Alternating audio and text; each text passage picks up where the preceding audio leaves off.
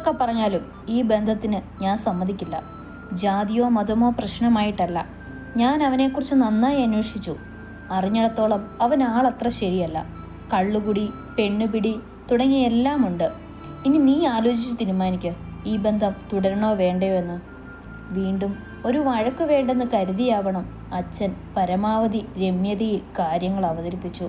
പക്ഷേ ഇതൊന്നും തന്നെ തന്നെ ബാധിക്കുന്ന കാര്യമല്ല എന്ന മട്ടിലായിരുന്നു നിമ്മി ചേച്ചിയുടെ നിൽപ്പ്. അവളോട് എത്ര പറഞ്ഞിട്ടും കാര്യമില്ലെന്ന് മനസ്സിലാക്കിയിട്ടാവണം അമ്മ കരഞ്ഞുകൊണ്ട് അകത്തേക്ക് പോയി. ചേച്ചി, അച്ഛൻ പറഞ്ഞത് കേട്ടില്ലേ? ഈ ബന്ധം നമുക്ക് വേണ്ട. നീലു, ഞാൻ നിന്നോട് പണ്ടേ പറഞ്ഞിട്ടുണ്ട് എൻ്റെ കാര്യത്തിൽ ഇടപെടാൻ വരണ്ട എന്ന്. ഞാൻ വിവാഹം കഴിക്കുന്നുണ്ടെങ്കിൽ അത് റോയിയെ മാത്രമായിരിക്കും. അതിനെ എതിർക്കാനുള്ള ഒരവകാശവും നിനക്കില്ല. അവള് പറഞ്ഞതിൽ തെറ്റായിട്ട് എന്താടിയുള്ളത്? ഒരു സഹോദരി എന്ന നിലയിൽ നിന്നെ തിരുത്താനുള്ള എല്ലാ അവകാശവും അവൾക്കുണ്ട്. പ്രായം നിന്നേക്കാൾ കുറവാണെന്നേ ഉള്ളൂ. പ്രായത്തിലുപരി പക്വത അവൾക്കുണ്ട്. കുറച്ച് വർഷങ്ങൾക്ക് മുന്നേ ഇവിടെ നടന്നത് എന്തൊക്കെയാണെന്ന് അച്ഛൻ മറന്നെങ്കിലും ഞാൻ മറന്നിട്ടില്ല. ഒരിക്കലും അത് അംഗീകരിക്കാനും എനിക്ക് കഴിയില്ല. ചേച്ചി പറഞ്ഞതൊന്നും മനസ്സിലാവാതെ ഞാൻ അച്ഛൻ്റെ മുഖത്തേക്ക് നോക്കി. ഒരു ഞെട്ടൽ ആ മുഖത്തും ഉണ്ടായിരുന്നു. ചേച്ചി എന്തൊക്കെയാ പറയുന്നേ? വർഷങ്ങൾക്ക് മുൻപ് ഇവിടെ എന്ത് സംഭവിച്ചെന്നാ? എൻ്റെ അച്ഛനോട് നീ ചോദിക്ക, പറഞ്ഞു തരുമല്ല. ചേച്ചി അകത്തേക്ക് പോയപ്പോൾ ഞാൻ അച്ഛൻ്റെ അടുത്തേക്ക് ചെന്നു. അച്ഛാ, ചേച്ചി പറഞ്ഞതിൻ്റെ അർത്ഥം എന്താ? എനിക്കറിയാത്ത എന്ത് കാര്യമാ വർഷങ്ങൾക്ക് മുൻപ് ഇവിടെ നടന്നേ? ചേച്ചിയുടെ കാര്യത്തിൽ ഇടപെടാനുള്ള ഒരവകാശവും എനിക്കില്ലെന്ന് പറഞ്ഞത് എന്തുകൊണ്ടാ? അച്ഛൻ ആദ്യമൊന്ന് പരിങ്ങിയെങ്കിലും പിന്നെ പറഞ്ഞു തുടങ്ങി. എൻ്റെ നീലു, അവളിടയ്ക്ക് ഇങ്ങനെ ഓരോന്ന് പറയാറുള്ളതല്ലേ, നീ അതൊന്നും കാര്യമാക്കണ്ട. എന്നാലും അച്ഛാ. മോളെ, ഈ അച്ഛനെ മോൾക്ക് വിശ്വാസമില്ലേ? നിന്നോട് പറയേണ്ട എന്തെങ്കിലും കാര്യം അച്ഛൻ ഇതുവരെ മറച്ചു വെച്ചിട്ടുണ്ടോ? ഇല്ല. അതുപോലെ തന്നെയാ ഇതും. അതൊന്നും മോൾ അറിയണ്ട. അച്ഛനും അമ്മയ്ക്കും മോളോട് സ്നേഹക്കുറവുള്ളതുപോലെ മോൾക്ക് എപ്പോഴെങ്കിലും തോന്നിയിട്ടുണ്ടോ? എന്തൊക്കെയാ അച്ഛാ പറയണേ? നിങ്ങൾ രണ്ടുപേർക്കും എന്നെ ജീവനാണെന്ന് എനിക്കറിയാം. പക്ഷെ നിമ്മി ചേച്ചിക്ക് എന്നോടുള്ള ദേഷ്യത്തിന് കാരണം എന്താണെന്ന് എനിക്ക് മനസ്സിലാവുന്നില്ല. അവൾ എല്ലാവരോടും ഇങ്ങനെയാണ്. എന്തെപ്പോൾ ആരോട് എങ്ങനെ പറയണമെന്ന് അവൾക്കറിയില്ല. അതിൻ്റെ കുഴപ്പമാണ്. മോളത് കേട്ട് വിഷമിക്കേണ്ട. ഞാൻ കാരണം അച്ഛൻ വിഷമിക്കേണ്ടെന്ന് കരുതി ഞാൻ കൂടുതലൊന്നും ചോദിച്ചില്ല. അച്ഛനെ നോക്കി പുഞ്ചിരിച്ച് റൂമിലേക്ക് നടന്നു. അച്ഛൻ പറഞ്ഞതൊന്നും എനിക്ക് പൂർണ്ണമായും വിശ്വസിക്കാൻ കഴിഞ്ഞില്ല. എവിടെയൊക്കെയോ ചില പൊരുത്തക്കേടുകൾ. നിമ്മി ചേച്ചിക്ക് എന്നോടുള്ള ദേഷ്യത്തിന് പിന്നിൽ എന്തോ ശക്തമായ ഒരു കാരണമുണ്ടെന്നൊരു തോന്നൽ. എല്ലാം അറിയണമെന്ന് എനിക്ക് അതിയായ ആഗ്രഹമുണ്ടായിരുന്നു. പക്ഷേ എങ്ങനെ എന്നുള്ളത് ഒരു ചോദ്യമായി തന്നെ നിലകൊണ്ടു. എൻ്റെ സംശയങ്ങൾക്കുള്ള ഉത്തരം തരാൻ 3 പേർക്കേ കഴിയൂ. അച്ഛനും അമ്മയ്ക്കും നിമ്മി ചേച്ചിക്കും. അച്ഛനത് പറയില്ല. അമ്മ ഇപ്പോൾ ഒന്നും പറയാൻ പറ്റിയ മാനസികാവസ്ഥയിലല്ല. നിമ്മി ചേച്ചിയുടെ കാര്യം ആലോചിച്ച് പാവത്തിന് നല്ല ടെൻഷനുണ്ട്.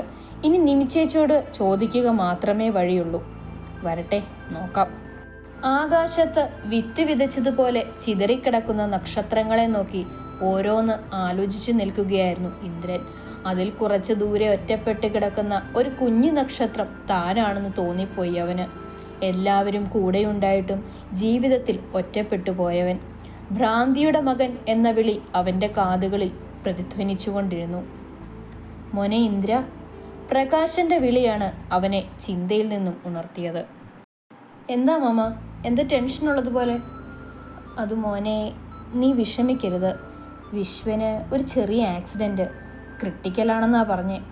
ഉള്ളിൽ നിറഞ്ഞ സന്തോഷം അവൻ പുറത്തു കാട്ടിയില്ല. എന്തു പറ്റിയതാ? ഒന്നും അറിയാത്ത പോലെ ഇന്ദ്രൻ ചോദിച്ചു.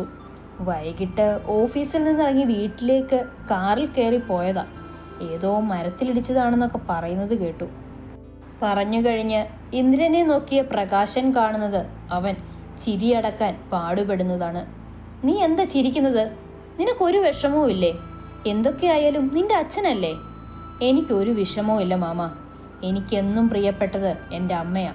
ആ അമ്മയ്ക്ക് ഇങ്ങനൊരു അവസ്ഥ വരാൻ കാരണക്കാരനായവനോട് എൻ്റെ മനസ്സിൽ ഒരിത്തിരി പോലും സ്നേഹം തോന്നുന്നില്ല. അപ്പോൾ വിശ്വൻ്റെ ആക്സിഡൻറ്റിന് പിന്നിൽ നീയാണോ?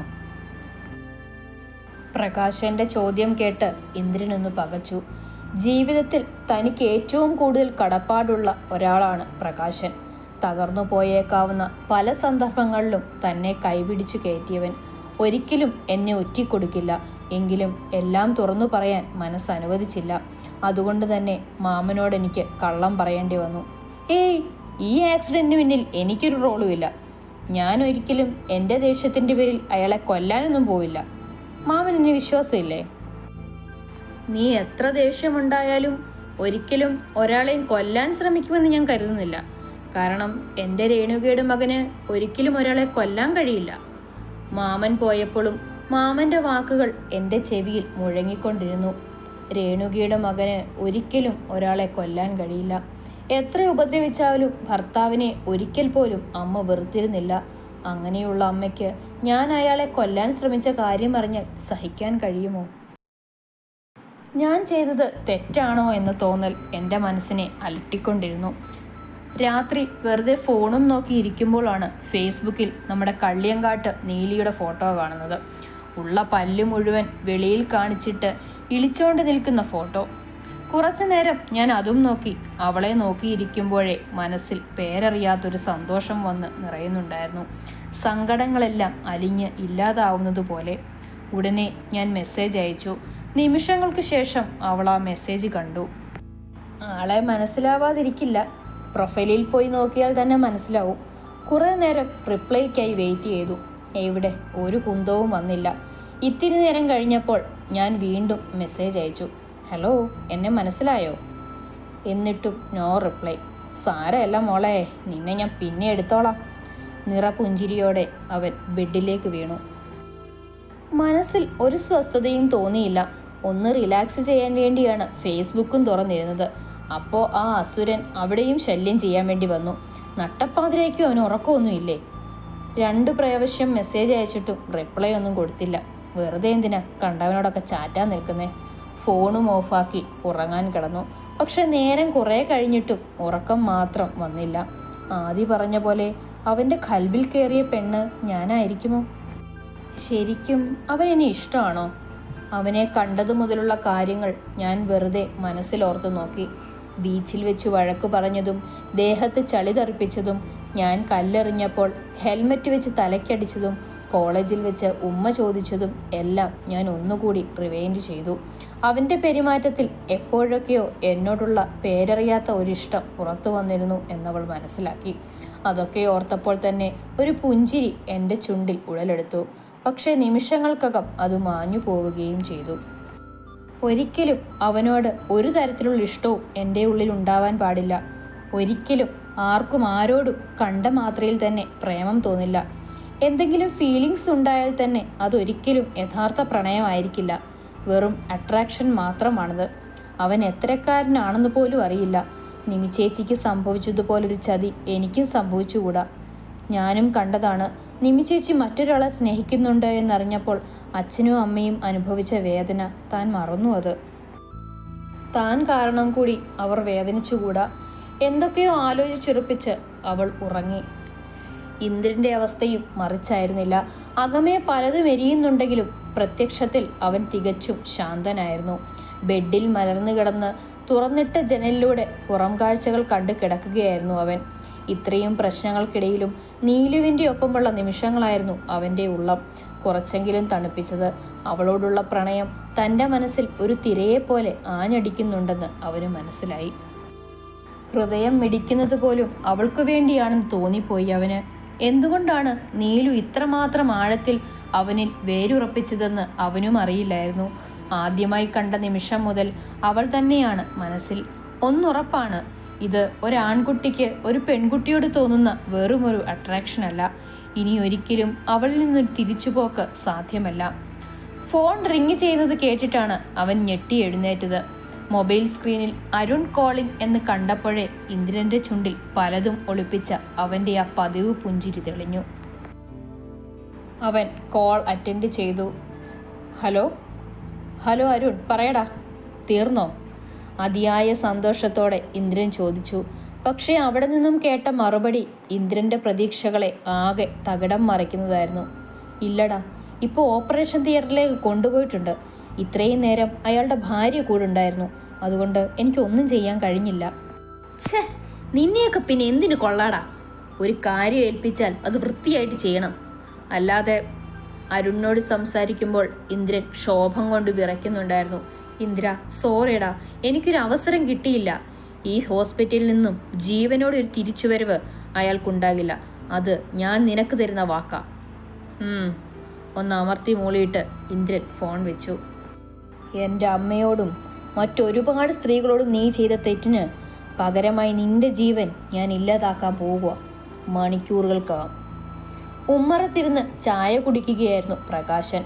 അപ്പോഴാണ് ഇന്ദ്രൻ എവിടേക്കോ പോകാനായി റെഡിയായി പുറത്തേക്ക് വന്നത്. ഇന്ദ്ര, നീ എങ്ങോട്ടാ? ഞാൻ കോളേജിലേക്കാ മാമ. എന്തേ?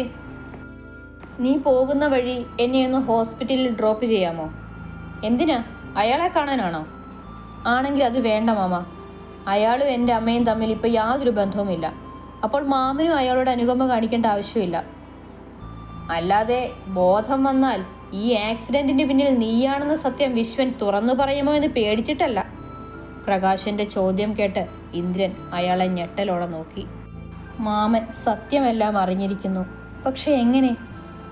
ഞാൻ എങ്ങനെ ഇതൊക്കെ അറിഞ്ഞു എന്ന് ആലോചിച്ച് തലപുണ്ണാക്കണ്ട. ഞാൻ നിന്നെ കാണാൻ തുടങ്ങിയിട്ട് വർഷം ഒരുപാടായില്ലേ. നിന്റെ ഓരോ മാറ്റങ്ങളും എനിക്ക് തിരിച്ചറിയാൻ കഴിയും.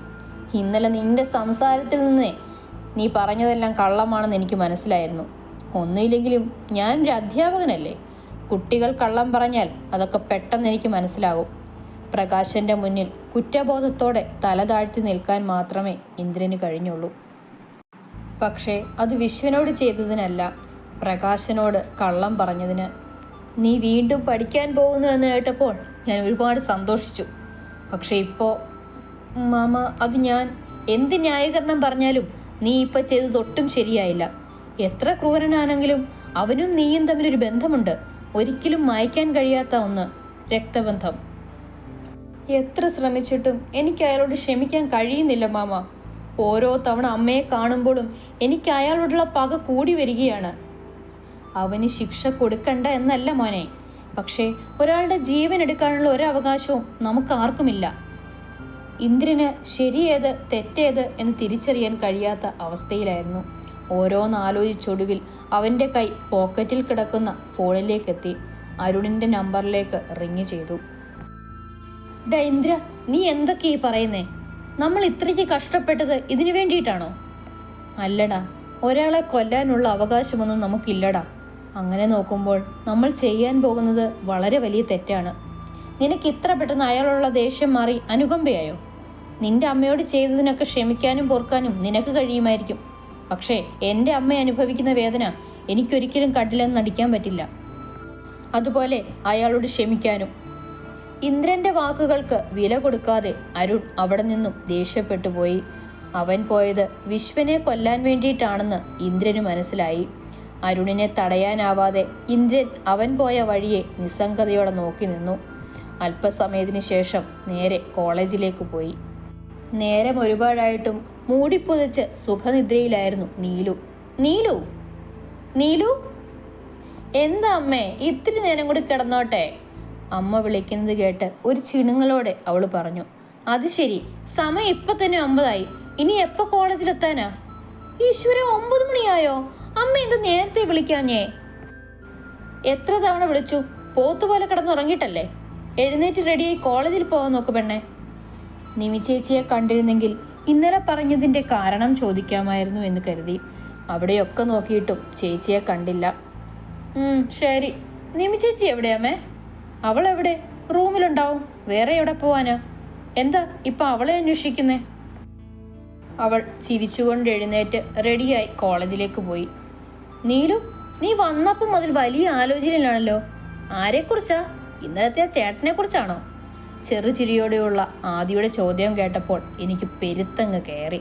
കഷ്ടപ്പെട്ട് മറക്കാൻ ശ്രമിക്കുമ്പോൾ ഇവിടെ ഒരാൾ കുത്തി കുത്തി ഓർമ്മിപ്പിക്കുന്നു. ഉള്ള ദേഷ്യമെല്ലാം അടക്കിപ്പിടിച്ച് ഞാൻ അവളെ ഒന്ന് നോക്കി.